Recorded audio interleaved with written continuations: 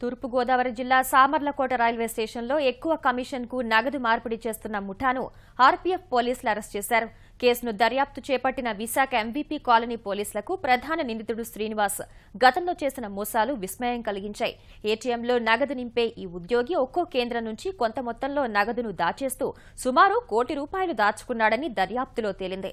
నగదు రద్దు పరిమాణాలతో ముఠా ఏర్పరుచుకుని బ్యాంకులకు చెందిన డబ్బును ఎక్కువ కమిషన్కు మార్చుతున్నాడు. నిందితుల నుంచి ₹35 లక్షల కొత్త నగదును స్వాధీనం చేసుకున్నారు. Accused of the fellow called Dasari Srinivas, ATM లో డబ్బులు లోడింగ్ చేయడానికి ఇన్ఛార్జ్ ఉన్నాయి. They load up money in ATM.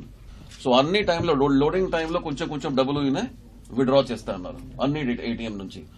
ఇది డిమానిటైజేషన్ ముందువే అప్రాక్సిమేట్లీ 1 crore పోయింది బ్యాంక్ నుంచి.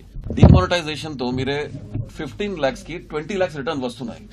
సో ఇలాగా మల్టిపుల్ ట్రాన్సాక్షన్ చేసి కొత్త కరెన్సీకి so they are taking commission for exchanging new money and that commission goes to replace the old 1 crore.